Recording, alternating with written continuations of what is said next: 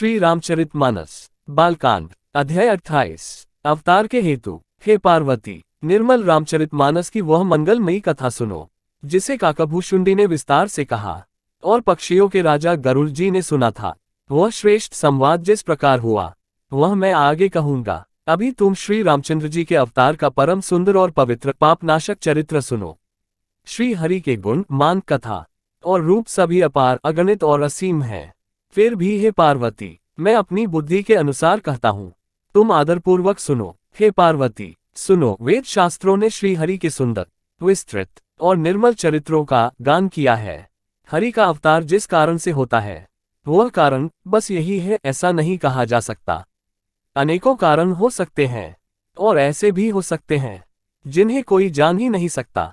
हे सयानी सुनो, हमारा मत तो यह है कि बुद्धि, मन और वाणी से श्री रामचंद्र जी की तर्कना नहीं की जा सकती।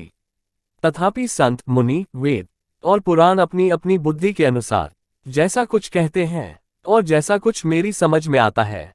हे सुमुखी, वही कारण मैं तुमको सुनाता हूँ। जब जब धर्म का ह्रास होता है और नीच अभिमानी राक्षस बढ़ जाते हैं और वे ऐसा अन्याय करते हैं कि जिसका वर्णन नहीं हो सकता, तथा ब्राह्मण, गो, देवता और पृथ्वी कष्ट पाते हैं, तब तब वे कृपानिधान प्रभु भांति भांति के दिव्य शरीर धारण कर सज्जनों की पीड़ा हरते हैं। वे असुरों को मारकर देवताओं को स्थापित करते हैं, अपने श्वास रूप वेदों की मर्यादा की रक्षा करते हैं और जगत में अपना निर्मल यश फैलाते हैं। श्री रामचंद्र जी के अवतार का ये कारण है। उसी यश को गा गाकर भक्तजन भवसागर से तर जाते हैं। कृपा सागर भगवान भक्तों के हित के लिए शरीर धारण करते हैं। श्री रामचंद्र जी के जन्म लेने के अनेक कारण हैं जो एक से एक बढ़कर विचित्र हैं। हे सुंदर बुद्धि वाली भवानी, मैं उनके दो एक जन्मों का विस्तार से वर्णन करता हूँ। तुम सावधान होकर सुनो। श्री हरि के जय और विजय दो प्यारे द्वारपाल हैं जिनको सब कोई जानते हैं। उन दोनों भाइयों ने ब्राह्मण सनकादि के शाप से असुरों का तामसी शरीर पाया। एक का नाम था हिरण्यकशिपु और दूसरे का हिरण्याक्ष। ये देवराज इंद्र के गर्व को छुड़ाने वाले सारे जगत में प्रसिद्ध हुए। वे युद्ध में विजय पाने वाले विख्यात वीर थे। इनमें से एक हिरण्याक्ष को भगवान ने वराह सुअ का शरीर धारण करके मारा। फिर दूसरे हिरण्यकशिपु का नरसिंह रूप धारण करके वध किया और अपने भक्त प्रहलाद का सुंदर यश फैलाया। वे ही दोनों जाकर देवताओं को जीतने वाले तथा बड़े योद्धा रावण और कुंभकर्ण नामक बड़े बलवान और महावीर राक्षस हुए जिन्हें सारा जगत जानता है।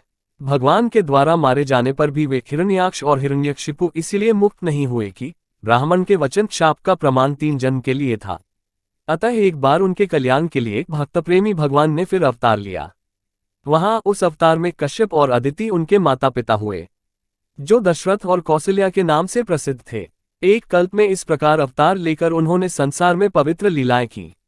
एक कल्प में सब देवताओं को जलंधर दैत्य से युद्ध में हार जाने के कारण दुखी देखकर शिवजी ने उसके साथ बड़ा घोर युद्ध किया, पर वह महाबली दैत्य मारे नहीं मरता था। उस दैत्यराज की स्त्री परम सती बड़ी ही पतिव्रता थी।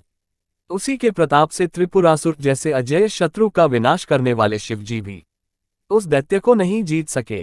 प्रभु ने छल से उस स्त्री का व्रत भंग कर देवताओं का काम किया। जब उस स्त्री ने ये भेद जाना तब उसने क्रोध करके भगवान को शाप दिया। लीलाओं के भंडार कृपालु हरि ने उस स्त्री के शाप को प्रामाण्य दिया, स्वीकार किया। वही जलंधर उस कल्प में रावण हुआ जिसे श्री रामचंद्र जी ने युद्ध में मारकर परम पद दिया। एक जन्म का कारण ये था जिससे श्री रामचंद्र जी ने मनुष्य देह धारण किया। हे भारद्वाज मुनि सुनो, प्रभु के प्रत्येक अवतार की कथा का कवियों ने नाना प्रकार से वर्णन किया है।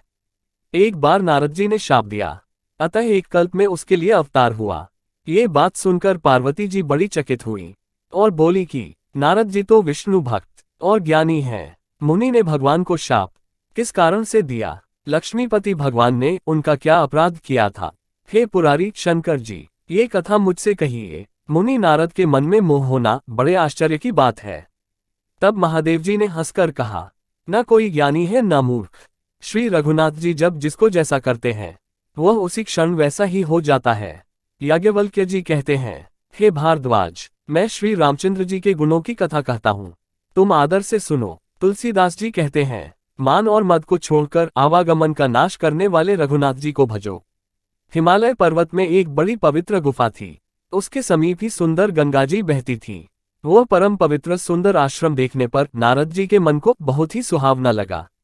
पर्वत, नदी और वन के सुंदर विभागों को देखकर नारद जी का लक्ष्मीकांत भगवान के चरणों में प्रेम हो गया। भगवान का स्मरण करते ही उन नारद मुनि के शाप की, जो शाप उन्हें दक्ष प्रजापति ने दिया था और जिसके कारण वे एक स्थान पर नहीं ठहर सकते थे, गति रुक गई और मन के स्वाभाविक ही निर्मल होने से उनकी समाधि लग गई। नारद मुनि की ये तपोमयी स्थिति देखकर देवराज इंद्र डर गया। उसने कामदेव को बुलाकर उसका आदर सत्कार किया और कहा कि मेरे हित के लिए तुम अपने सहायकों सहित नारद की समाधि भंग करने को जाओ।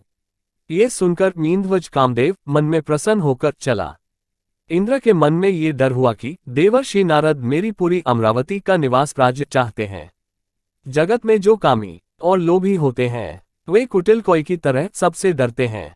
जैसे मूर्ख कुत्ता सिंह को देखकर सूखी हड्डी लेकर भागे और वह मूर्ख यह समझे कि कहीं उस हड्डी को सिंह छीन न ले, वैसे ही इंद्र को नारद जी मेरा राज्य छीन लेंगे ऐसा सोचते लाज नहीं आई। जब कामदेव उस आश्रम में गया तब उसने अपनी माया से वहां वसंत ऋतु को उत्पन्न किया।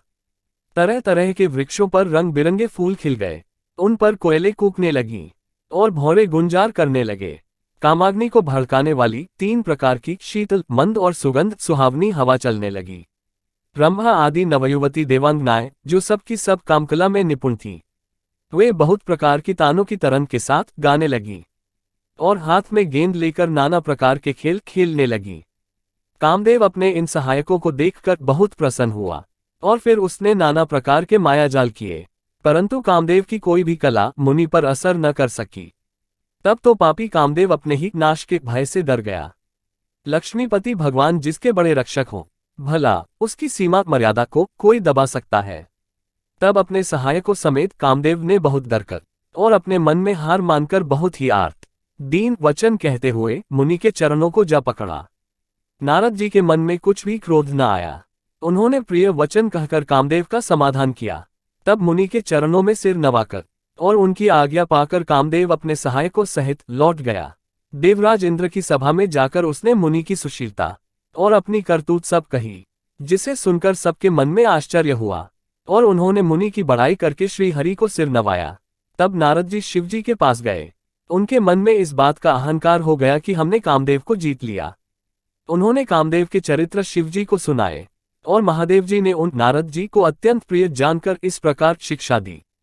हे मुनि, मैं तुमसे बार बार विनती करता हूं कि जिस तरह ये कथा तुमने मुझे सुनाई है उस तरह भगवान श्री हरि को कभी मत सुनाना। चर्चा भी चले तब भी इसको छिपा जाना।